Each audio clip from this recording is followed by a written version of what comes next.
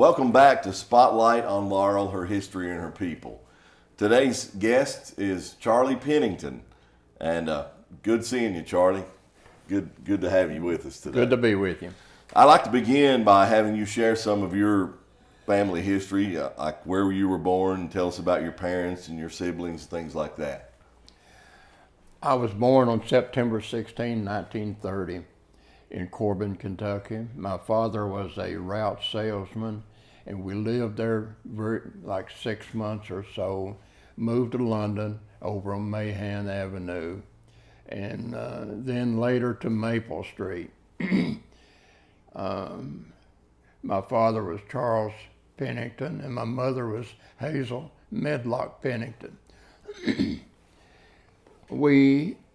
From living at Maple Street, my father was invited to go to New Mexico for his brother to get into the grocery business. Mm-hmm. In 1934, we moved to Lordsburg, New Mexico, and we stayed there 18 months. Mother being from Jackson County, she didn't care much for the atmosphere out there. Right. So we come back to London. We moved to West 5th Street, a rent house, and we lived there a year and then moved up behind the London City School. And we lived on that location for about 4 years and went out on Whitley Street. We had a little farm on Whitley Street. And we lived there until my father got sick, and in 1950 they returned to New Mexico due to the climate and atmosphere. They thought maybe that would be good for him, and he passed 2 years later. Okay. My mother then returned to London, and we lived at a location where our store used to be located, and she worked at Hackney's and then later at Bob's. Well, you moved at an early age. You traveled west, but did a lot of the other families were going that way anyway? That was the Great Depression years. Yes. So opportunity was there. My uncle, George Pennington, who initiated the Laurel Grocery Project and later sold out to George Griffin and Bill Chestnut. Mm-hmm. He went to Silver City, New Mexico, and built a wholesale grocery out there. George invited his brothers. There was 4 or 5 other brothers that he brought out there and put in the grocery business in different cities. One being in Lordsburg, one in Deming, one in Roswell, one in Silver City, and they had this business going. It was very successful. They had no competition, and but it's a different world out there. Oh yeah, I imagine it is. Yeah, and I've been out west. I've never been in New Mexico. I've flown over New Mexico. But it is a different world. This town was located in a very southwest corner, right next to the Mexican border, and it was a water stop for the railroad at the time. That's all it was. Is that right? Yes. Yeah. So, but you guys, so the Great Depression was still kind of new and raw, and your family came back here then. Yes. And where Bob's is, you're saying that was once a grocery store. Yes. Okay. Where A Bob's small portion of Bob's. Bob's was a grocery store. Okay. All right. So I believe now, and I know what we've talked off camera. I live next to your family home. Yes. And I did not know that until I read your bio and was talking to you off camera. But that's an amazing factoid in and of itself there. Yeah. Where I live there on Whitley, and you say around 1950 was when you all sold out. Yes. Sold that. Yeah. And the house I live in it predates me by 2 or 3 years, I think, maybe. Yeah. But so you graduated. I saw where you graduated from London High School. When did you graduate from London High? 1948. Okay, 1948, and it said that you you worked at Kern's. Now, was Kern's Bakery the big employer at the time? It was the only, Unless you Yeah. farmed or Yeah. something, or tobacco or farm tobacco was farm, big. or worked at a grocery Yeah. store or something. You know, Kern's was the big employer at that time. Yeah, that was a big happening for London, Laurel County when Kearns came in 1946. And that was your first employment. Yeah. Yeah. So when your dad got sick, I guess it made sense to get back to New Mexico because of the climate, you said, and such. But did they travel with or without you? When he went back, Yes. I took him out there, and then I returned, and I stayed here and worked at different jobs, and I had an opportunity. I was asked to apply for the Kentucky State Police. Okay. Upon showing up in Frankfort for the test, I learned that two of my neighbors were also there.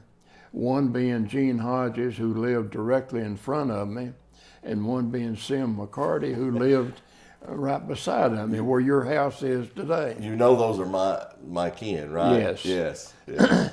Well, the three of us showed up to take the test. They had 14 positions available, and there was over 100 there taking the test. Wow.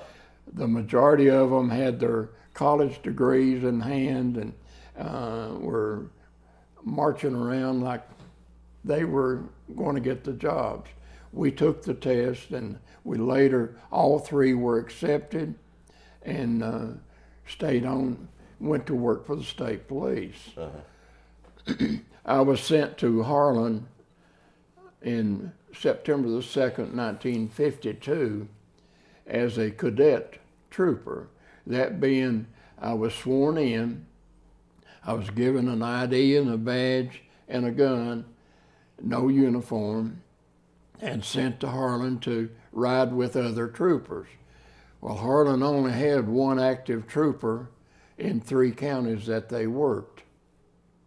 And I went up the first day, and I was talking to the sergeant and the corporal, and a call come in. They had an accident nearby, and the sergeant turned around to me and he says, you go work that accident. I says, what do you mean?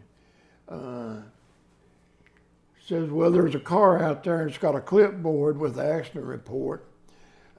You go out there and see what's going on and fill out that form. And so I did.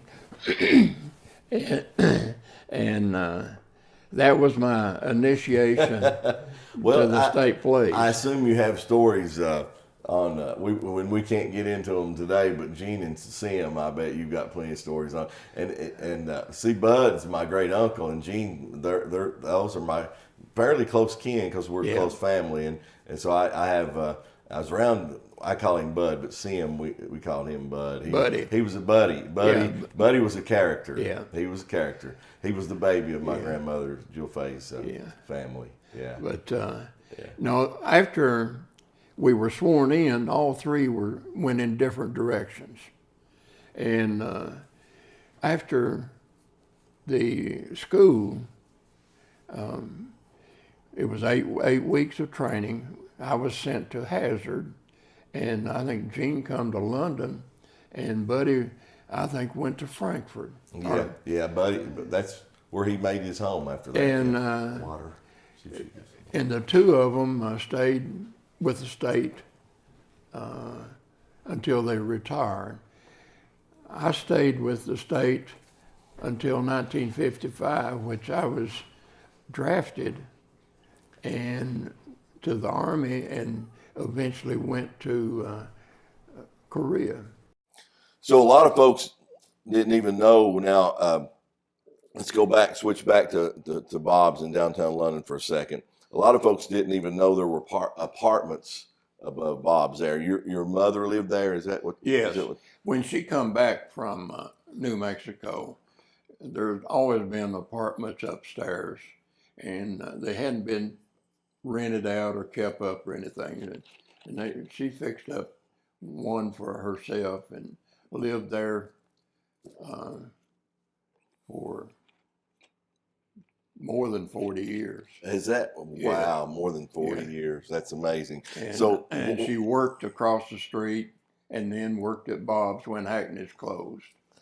What's this about sweeping London sidewalks?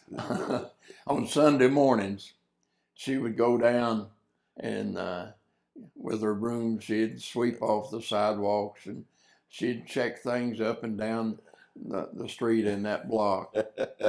And I would like to tell you about London in those days. We want to hear about it, absolutely. When I was a youngster and at the grocery store, on Saturdays, the people of London would come to town in Laurel County, and they would walk down one side of the street and back the other side. They would park. You couldn't find a parking place on Main Street on Saturday.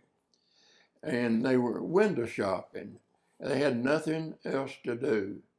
And the sidewalks would be crowded, and it was that was their pastime. They would come to town on Saturday to see their friends and neighbors who they could see. Is that right? It was, and very neighborly back very then. neighborly, Yeah, and very friendly. And the people that would come in horse and wagon would park them behind the old jail.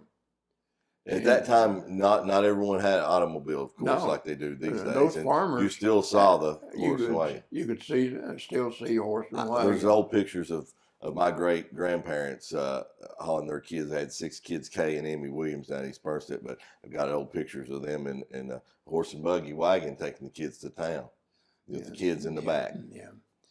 So that's unheard of nowadays. It's just, times were at slower that time, the homecoming, Laurel County homecoming, which is due to happen.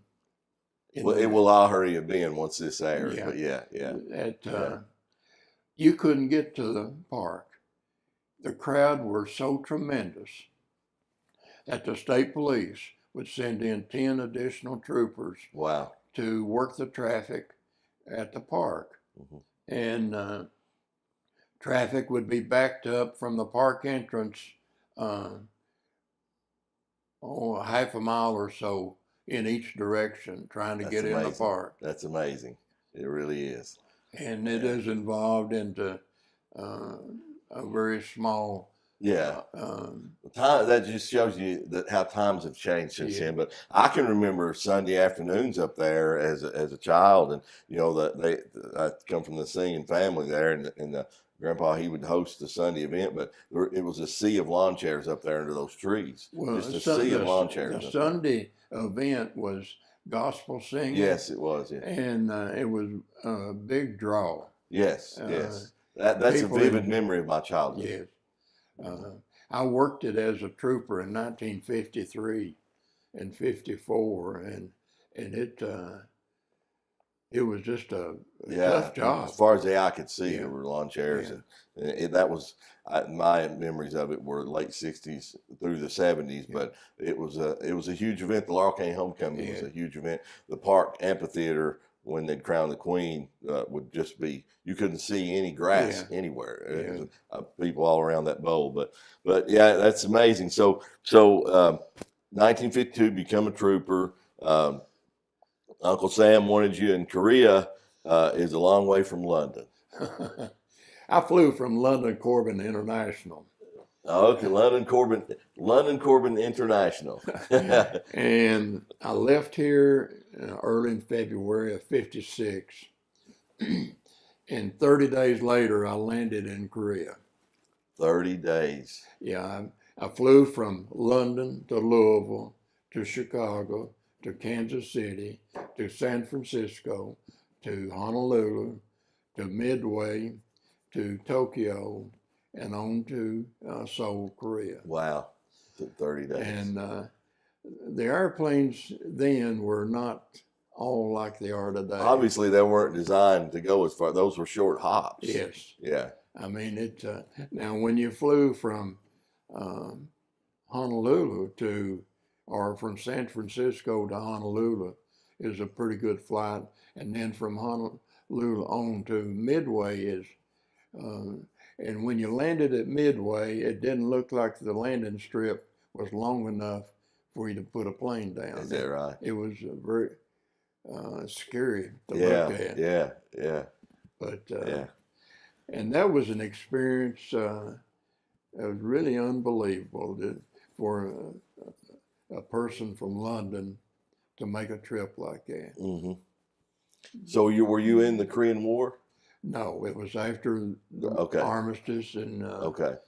but I stayed there. I was a morning report clerk, 8th Army headquarters in downtown Seoul, and later become a manager of the officers club for the Army.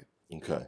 All right. So upon your return though from Asia, you had to choose between home, which was London, and work, which was the Kentucky State Police, right? Yes. And Chester Scoville was our sheriff at that time. Is that correct? Well, what happened when I returned from the Army, I went back to Frankfurt to see about going to work, and they informed me first that I'd have to reapply, and then after they looked at the record, they called me and said, come on back, you're ready to go to work. And they were going to send me to Mayfield.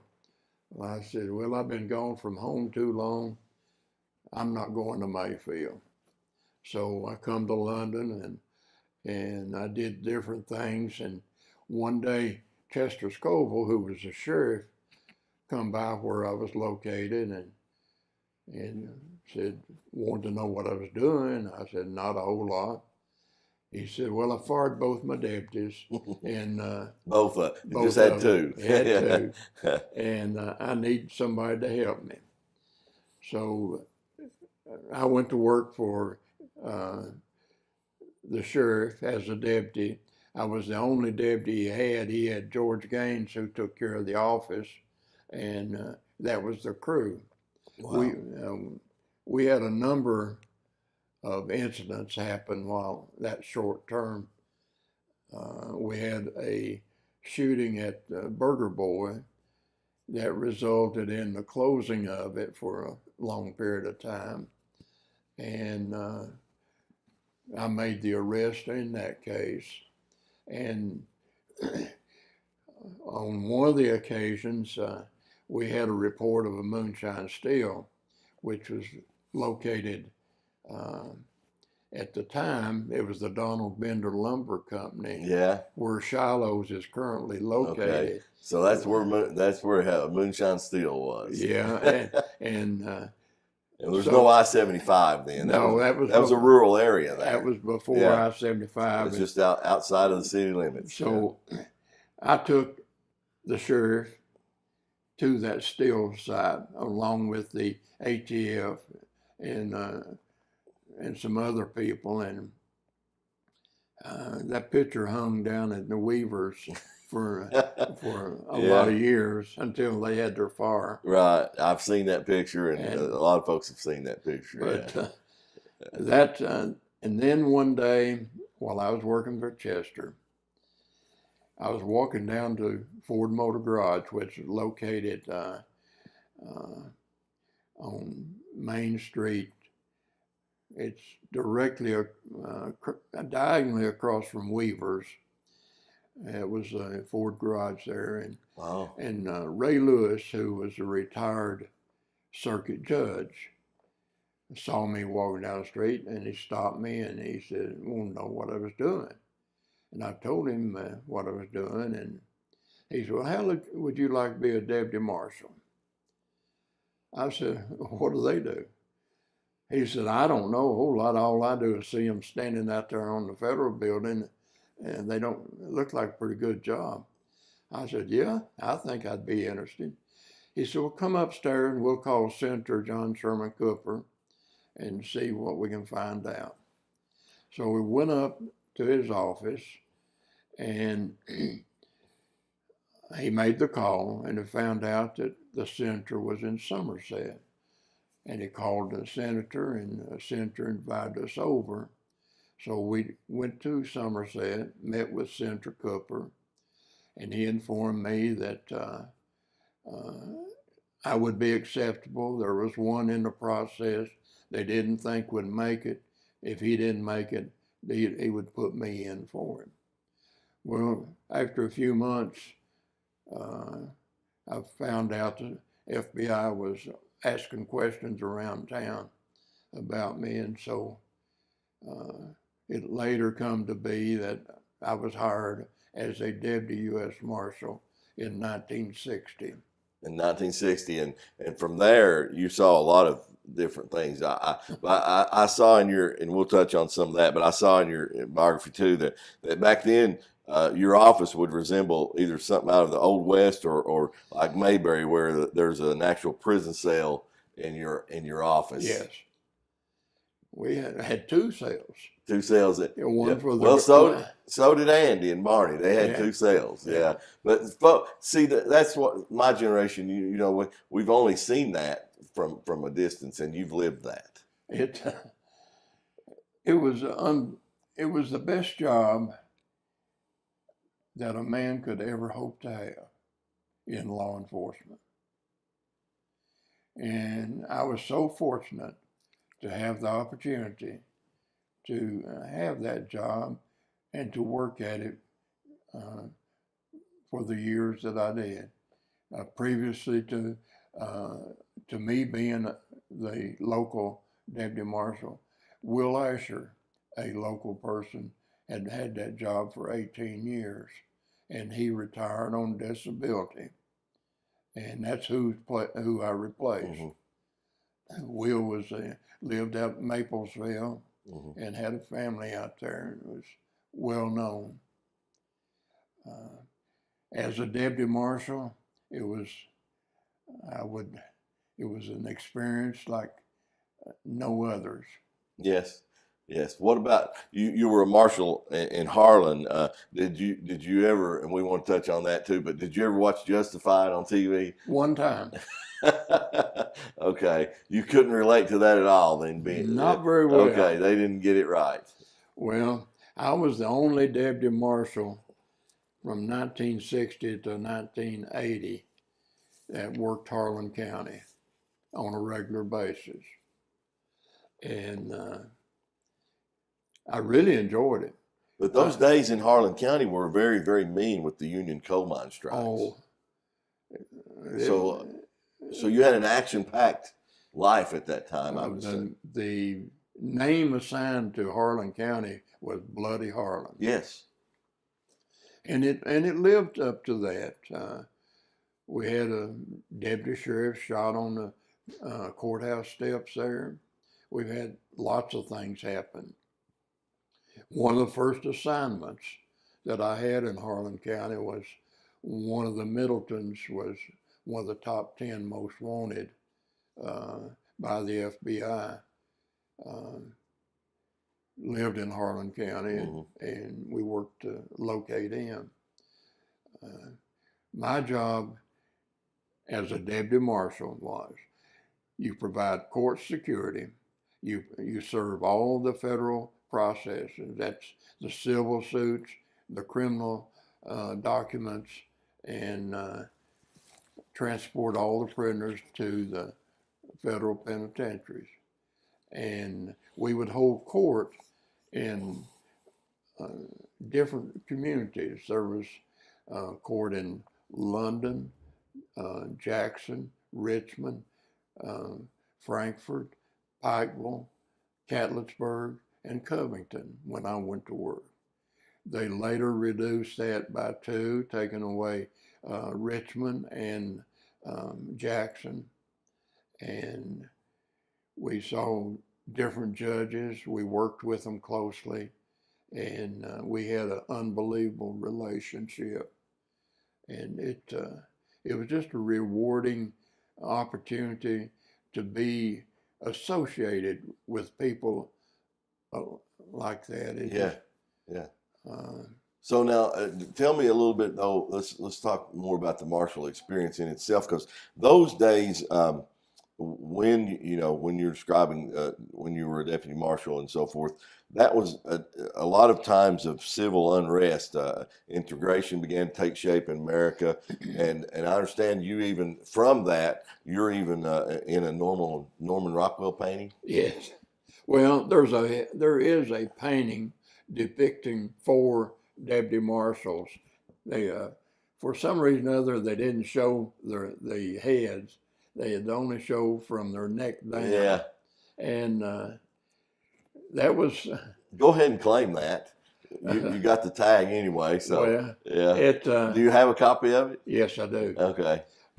My daughter made the effort to find it and located one in Louisville, and was able to get me one. Not everybody can say they were in a Norman Rockwell painting, Charlie.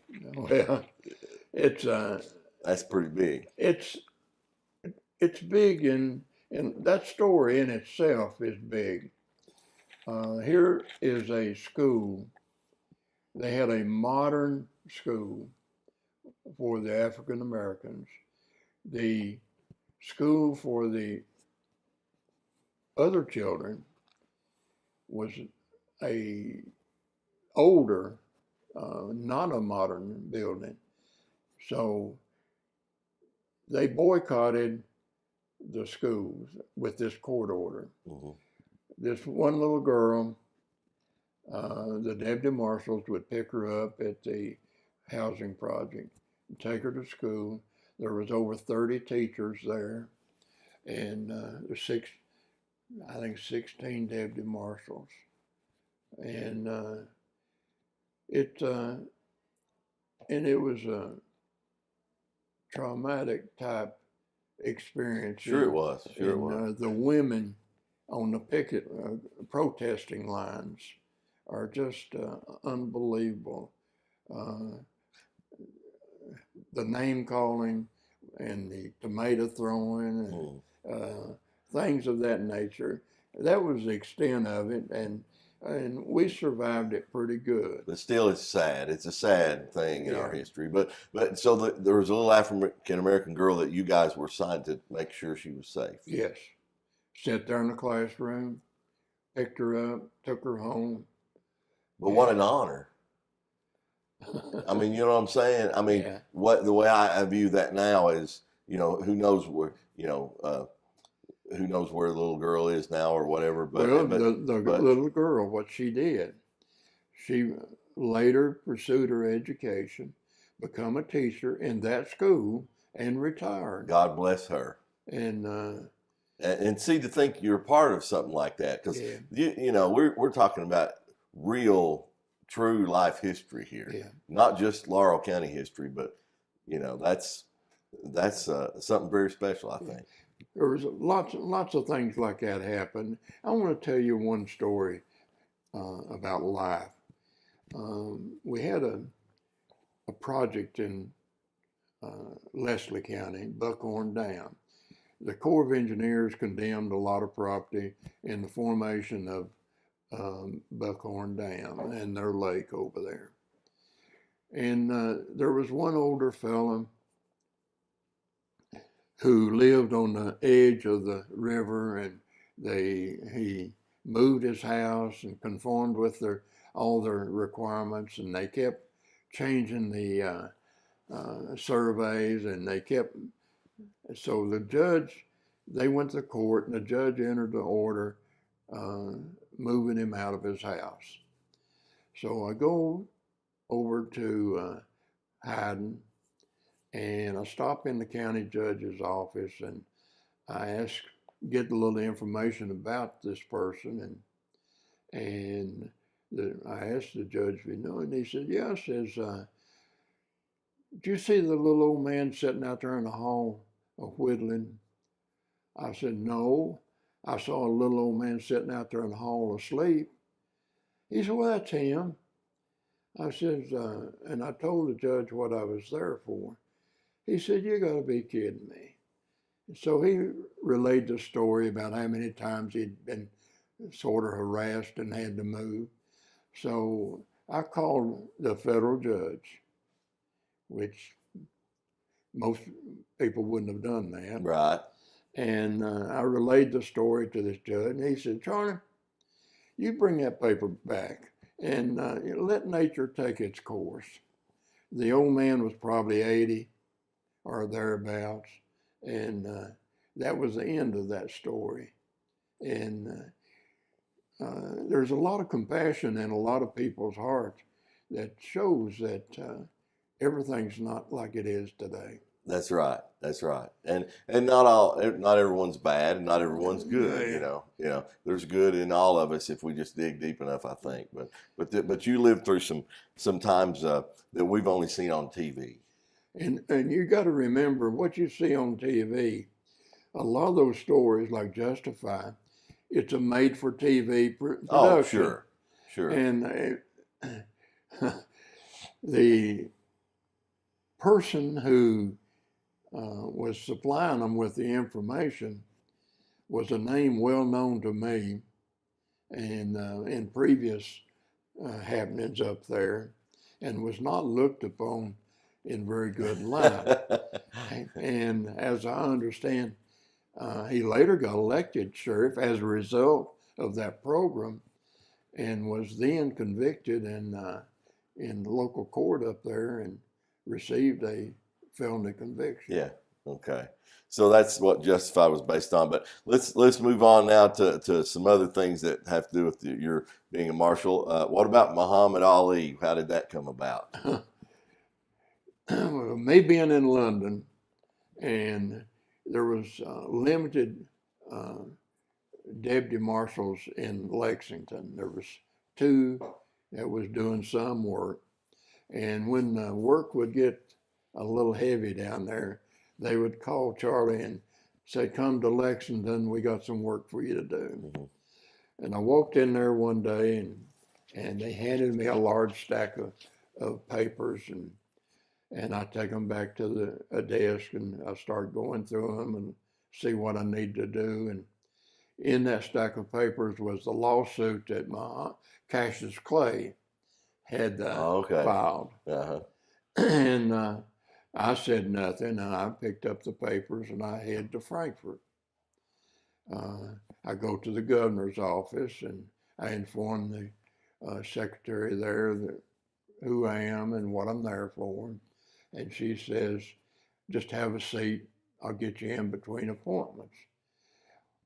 Well, I sat there for probably an hour, and finally, I didn't have a lot of patience, but I approached her and I said, if you can't get me in, says, I'll be back. I got other things to do. She said, no, says, we're almost ready for you. I said, what do you mean you're almost ready? Well, we're just about ready. And finally, she called me into the governor's office, and there was probably 6 or 8 reporters and cameras, and what they've done, they'd called every reporter they could gather up to get the publicity. So that's why the wait was, yeah. That's why the wait was, and I handed the governor his papers probably 4 or 5 times. Every photographer wanted his own particular shot. Oh yeah. And that's amazing. Then after that, I left and I went to Versailles. I had one for Happy Chandler, and I go to his house, and his wife comes to the door, and I go through the routine, telling her who I am and what I'm there for. And she said, well, he's around back sitting in his rocking chair in front of his cabin. And I went around and I served the papers on him without any fanfare. And he was such a gentleman and storyteller. I like to never got away. Is that right? Serving papers on a guy and he starts the conversation. Yeah. They want to tell you what it's all about.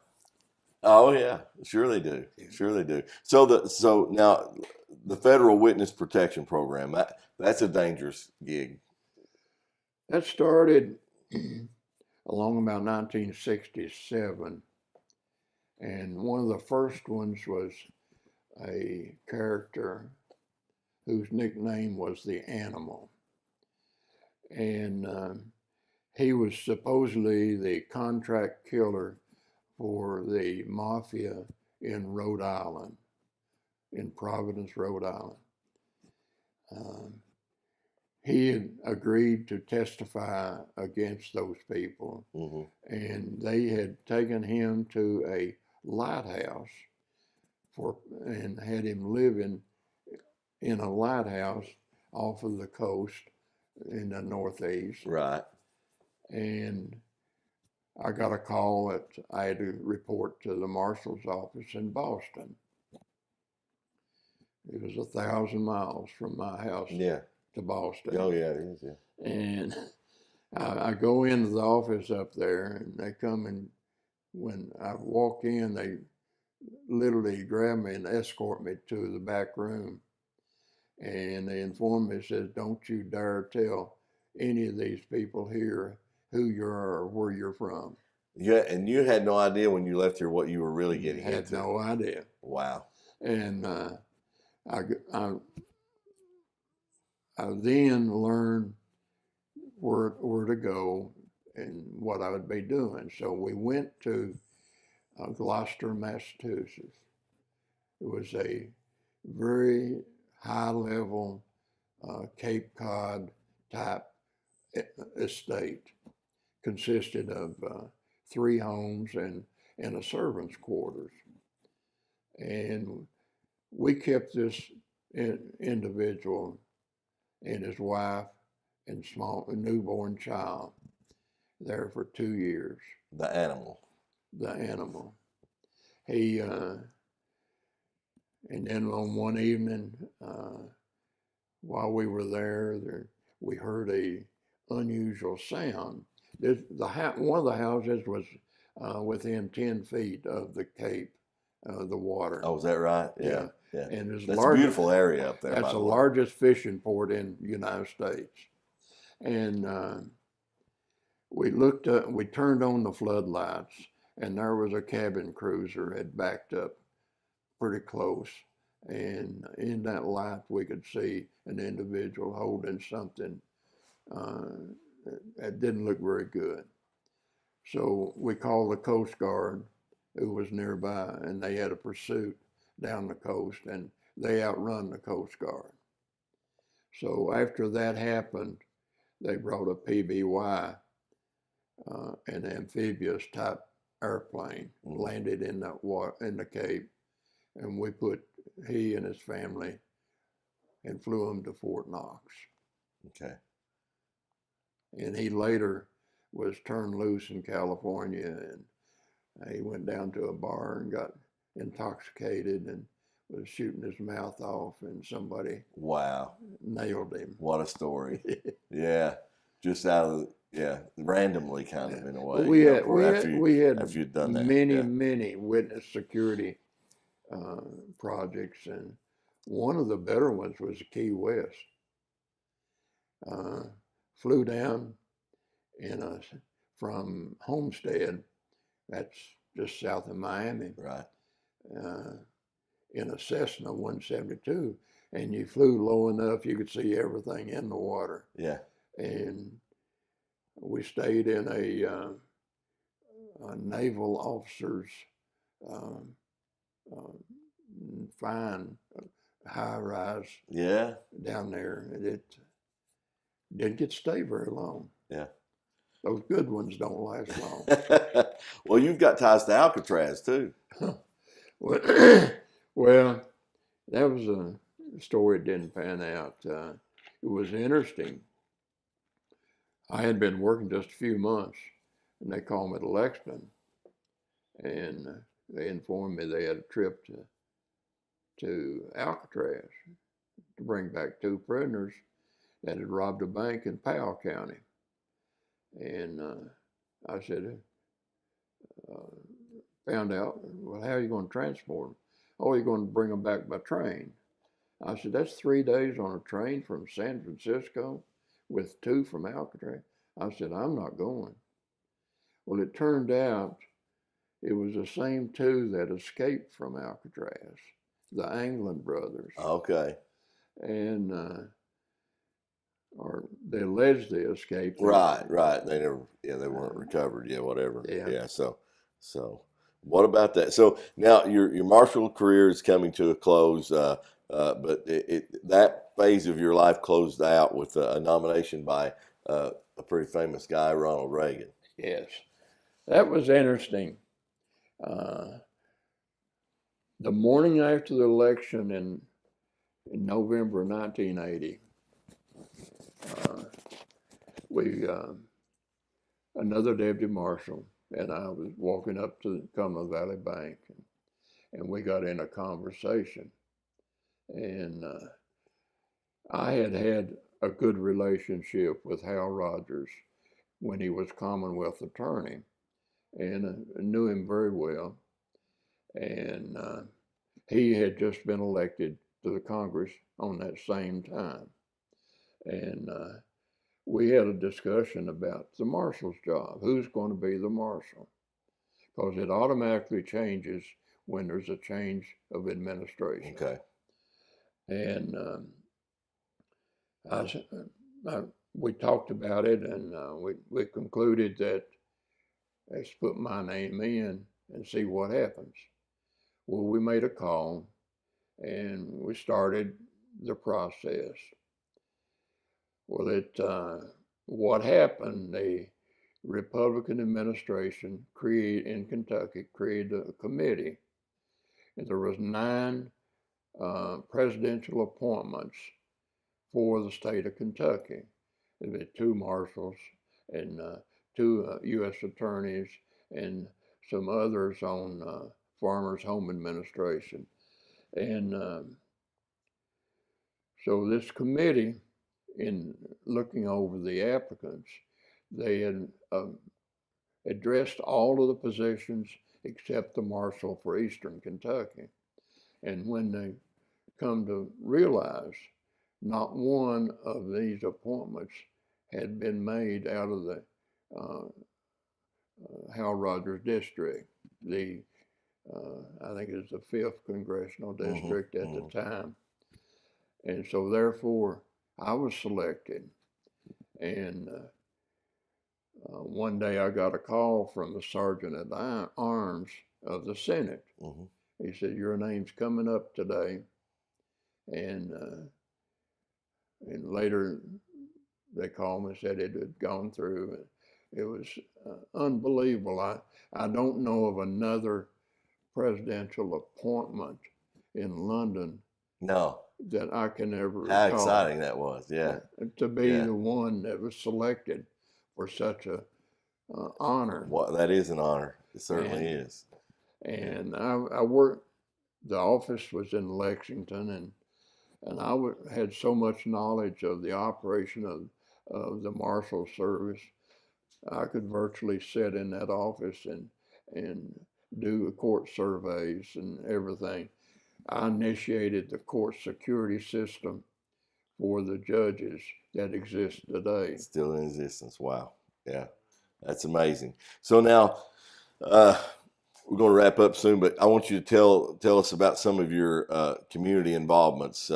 I know that Laurel County saw some of its most prosperous growth under your watch, but you've also been involved not with just the Industrial Development Authority, but with fire departments and so many. You've sat on so many boards and stuff. Just give us a brief rundown of a lot of your community activities. I retired in 1986 from the Marshal Service, and I thought, well, I'd just do nothing, take life easy, but that didn't work too good. So one day I had a visit from a friend of mine, and he says, "Would you serve on the fire department board?" They had a little disruption in their operation, and things weren't going too good. And I became chairman of the board, and we had a bank balance of $383 for the fire department.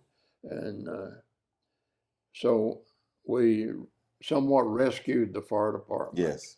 I had some good people on the board with me, and they were great help in working the problems out. Then I went to work at planning zoning, taking care of the subdivisions the new subdivisions in the county. And I did that for a short period of time, and I really enjoyed it. And we had a large number. I would have 2 or 3 subdivisions every month. And today, we don't have 2 or 3 a year. Right. And after the planning zoning, But that was the boom. That's why, Yeah. we've seen such growth. and that was in 95 and 6 Yes. when this took place. And then in 96, I was appointed to the Industrial Authority, the Laurel County Industrial Authority Board, as an advisory member, and worked as a volunteer for a number of years. And then I become an employee of the authority. And then in 98, when the executive director resigned and went to another location, and they took applications. They had 13 applications, and the board or the people making the choices could not decide, so they appointed me as a temporary in 98, which would have been 20 years 20 ago years, yeah. Mhm. this week. Right. Okay. When that happened. Yeah. And I served in that position until January of 99. And I stayed on the Industrial Authority as an employee until about 08 or long, and I retired again. Again. And then Dennis retired a year later, and Dennis Carr. Dennis Carr, Yeah, for the record, yeah. and they took applications again, and for some reason or other, I got a telephone call, and says they can't make up their mind what to do, and would I take it over for a while? That seems to be a running theme in this whole interview there. Well, when you don't know what to do, call good old Charlie. But anyway, that was in 09. I come back in. It was a struggle. It was in a period of time we didn't have any prospects. We didn't have anything going, and it just wasn't good. And it was tough there for a while. People in town were expecting us to work miracles, and today they still do. They don't understand the process on how you get these projects. The good projects are all controlled by the state. You don't get a visit unless the state brings them. It's all very political. It's very political. Yeah. But I think we're doing good now. And you've retired, though. You finally retired again. Well, not fully, but you're here at work today. But Paula, your daughter, yes, is now over the Industrial Development Authority. I assume in the role that you were previously in. Yes. And what happened about 3 years ago? She was appointed co-executive director. The two of us worked together for a couple of years, and then I retired again. And she was appointed as executive director. And there's a history on our industrial parks. Laurel County has 7 industrial parks. One of those being where Laurel Grocery is currently located. Okay. That was the first one. It was the Trosper Farm, and we had local people got involved with ownership of some of those properties, and it never did really make a go of it. And finally, all those properties were sold off for whatever wanted to be. The next project that come along was the Walmart DC. The authority had purchased the Abu Farm on West 80 and had a tract of land out to 188 acres. And in 96, I believe it was, Walmart come to this area and they were looking at a property in Knox County.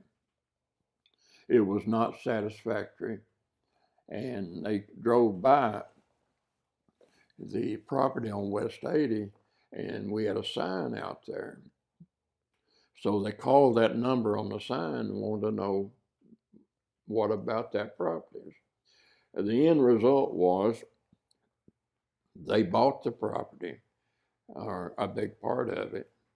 They bought 138 acres or so, and we had 50 acres left that was later given to the Little League and to the Optimist Club. Okay. Mm-hmm. Well, after Walmart saw what they had, they come back. They wanted a second location. This was a grocery distribution center. They wanted a dry goods distribution center. We located the property they wanted. They sat down at the table to make the deal, and the landowner bucked on them. Okay. And we lost that project. Mm-hmm. And that's how easy you can lose a project. Oh yeah, that's right. Just one little tip. So finally, let's talk a little bit about family before we wrap up. I know Robbie and Paula and Marcia all very well, and I know they're very proud of you, Charlie, and your achievements. Well, it's been a good run. I guess I'm probably one of the more fortunate people to have what I have with what I started off sort of rough. I had wound up with 3 little children myself. I was divorced at an early age, and I maintained the children, and with the help of my sister and my mother and a little lady nearby, we were able to overcome that. And my children, I'm proud of them. They've all been great friends of mine for a long time. They've been well established in the community. Absolutely, yeah. So I just want to go ahead and wrap things up here, and thank you, sir.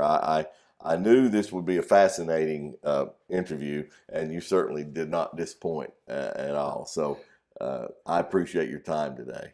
Well, I wish we had more time. I could tell you some better stories. Maybe we'll come back. Okay. Yeah. I don't want to bore you with. No, you haven't been boring. If anything, you haven't been boring. I can guarantee you that. There was an ATF. It's amazing. There was an ATF agent wrote a book called Bear Tracks. We used to get together and do a lot of moonshine steel hunting, and there's a lot of moonshine steel stories that are comical. See, we may come back. We may come back for that. Seriously, yeah. So, Charlie, I appreciate you, sir. Thank you very much. It's been a pleasure. Okay, thank you, sir.